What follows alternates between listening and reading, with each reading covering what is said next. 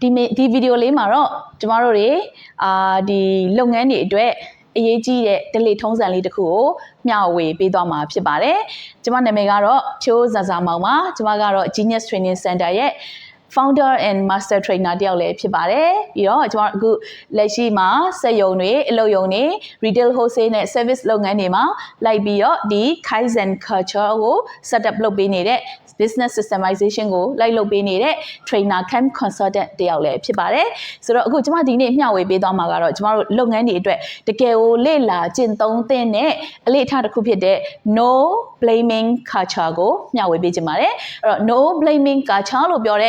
ပြစ်မတင်တဲ့ delay ထုံးစံဆိုတာဘာလဲ။အဲ့တော့ကျွန်တော်တို့တွေဒီ Kaizen culture မှာတော့ no blaming culture ဒီတကယ်အသက်တစ်ခုဖြစ်ပါတယ်။အဲ့တော့ no blaming culture ဆိုတာဘာပြောတာလဲဆိုရင်ကျွန်တော်တို့အပြစ်မတင်တဲ့ delay ထုံးစံလို့ပြောတဲ့အတိုင်းကျမတို့တွေလက်ရှိเนาะတော်တော်များများလုပ်ငန်းတွေမှာဆိုလို့ရှိရင်ကျမတို့ကเนาะလုပ်ငန်းခွင်မှာပြဿနာတစ်ခုဖြစ်ရင်ဘာလုပ်လဲဆိုတော့တယောက်နဲ့တယောက်အပြစ်တင်ကြတယ်เนาะတစ်ခုခုဖြစ်ရင်အဲ့ဒါဘယ်သူကြောင့်လဲလို့အရင်ဆုံးစပြီးတော့မေးကြတယ်ဟုတ်တယ်ဟုတ်ဆိုတော့အဲ့တော့ကျမတို့အခုအချိန်ကနေစပြီးတော့တစ်ခုခုပြဿနာတစ်ခုခုတက်တိုင်းကျမတို့စပြီးတော့ကျမတို့ရဲ့အတွေးတွေကိုကျမတို့ mindset ကိုစပြီးတော့စဉ်းစားကြအောင်ပြောင်းကြည့်အောင်အဲ့တော့ကျမတို့ဒီတစ်ခေါက်เนาะကျမတို့လုပ်ငန်းခွင်မှာပြဿနာတစ်ခုခုဖြစ်တယ်ဥပမာ customer complaint တက်တယ်နောက်ဝင်ပစ္စည်းတွေကွဲပြဲတယ် damage တွေဖြစ်တယ်ဒါမှမဟုတ်လို့ရှိရင်ကျမတို့ပစ္စည်းတွေ delivery မှာမှားပို့လိုက်တဲ့အချိန်တွေနောက်ကျသွားတယ်အဲ့လိုမျိုးပြဿနာတွေရှိစမြဲတယ်ဘာဖြစ်လို့လဲဆိုတော့ကျမတို့လုပ်ငန်းတွေမှာပြဿနာဆိုတာမရှိတဲ့လုပ်ငန်းဆိုတာမရှိဘူးလုပ်ငန်းကြီးရင်ကြီးသလောက်ပြဿနာကြီးတွေရှိသလိုလုပ်ငန်းသေးရင်သေးသလောက်ပြဿနာသေးတွေရှိတယ်တကယ်တော့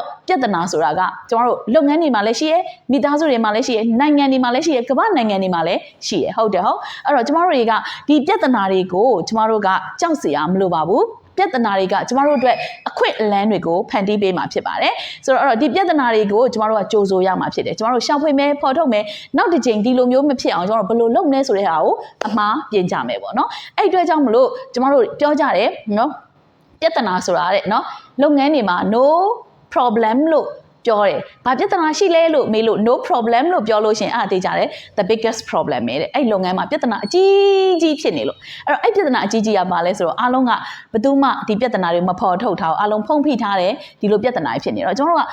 no blaming culture မှာပြဿနာတိတ်လေးတွေကိုရှာမယ်အဲ့တိတ်လေးတွေကိုရှောင်ဖွေဖော်ထုတ်ပြီးတော့အဲ့တိတ်လေးတွေကိုကျွန်တော်တို့ဘာလုပ်မလဲဆိုတော့ဖြည့်ရှင်းသွားမယ်ဒါက Kaizen culture ထဲမှာလည်းပါတယ်အဲ့တော့ဒီ no blaming culture မှာဆိုရင်အဲ့တော့ပြဿနာတစ်ခုခုတက်လာရင်ကျွန်တော်တို့ကဘယ်သူကြောင့်လဲလို့မမေးပါဘူးအဓိကကျွန်တော်တို့စစဉ်းစားမှာဘာကြောင့်ဒီပြဿနာဖြစ်တာလဲဘာကြောင့်လဲလို့ကျွန်တော်တို့မေးရမှာဒါဆိုရင်ကျွန်တော်တို့လုပ်ငန်းရှင်တွေရောဒီ top management ဒါမှမဟုတ်ရင်ဒီဘယ်လုပ်ငန်းမှာပဲဖြစ်နော်ဝန်ထမ်းတွေအားလုံးရောကျွန်တော်တို့ပြဿနာတစ်ခုခုဖြစ်လာခဲ့လို့ရှင်ကျွန်တော်တို့ပထမဆုံးစမေးရမယ့်မေးခွန်းကဘာကြောင့်လဲဖြစ်ပါတယ်ဘသူကြောင့်လဲမဟုတ်ပါဘူးဆိုတော့ပြီးလို့ရှိရင်ကျမတို့တွေ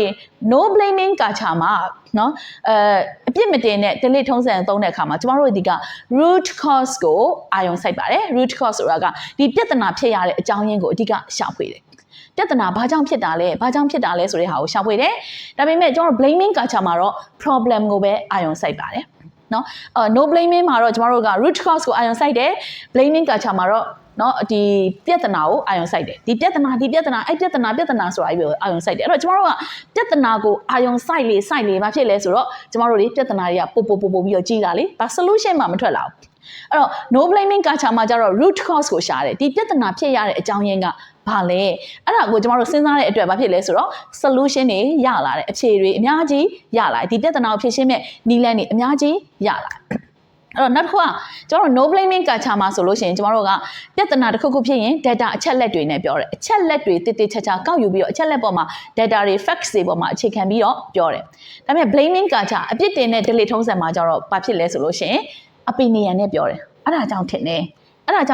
ဒီလိုကြောင့်ထင်တယ်ငါတော့ဒီလိုထင်တယ်ဆိုတာတွေနဲ့ပြောကြတယ်ဒါပေမဲ့ no blaming culture မှာတော့ထင်တယ်ဆိုတာထက် data တွေတိတိကျကျရှိရယ်ပြီးလို့ရှိရင် facts တွေတိတိကျကျရှိရယ်အဲ့ဒီပေါ်မှာ analysis လုပ်ပြီးတော့ကျမတို့တွေပြဿနာရဲ့အရေးမြစ်ကိုရှောင်ဖွေတယ်အဲ့အတွက်ဘာဖြစ်လဲပြဿနာရဲ့တစ်ခုကို solve လုပ်လိုက်နိုင်တယ်အဲ့တော့ပြဿနာတိတ်လေးမှာအကုန်လုံးကဖြေရှင်းပြီးသားဖြစ်သွားပြီးတော့အကြီးဖြစ်မလာတော့အဲ့တော့ no blaming culture မှာဘာဖြစ်လဲဆိုလို့ရှိရင်ဝန်ထမ်းတွေအချင်းချင်းကပို့ပြီးတော့ပူးပေါင်းဆောင်ရွက်မှုရှိတယ်တယောက်နဲ့တယောက် respect တွေရှိတယ်လေးစားမှုတွေရှိတယ်နော် team work ရှိတယ်ပို့ပြီးတော့ active ဖြစ်တယ် motivated ဖြစ်တယ် เนาะအဲ့တော့ no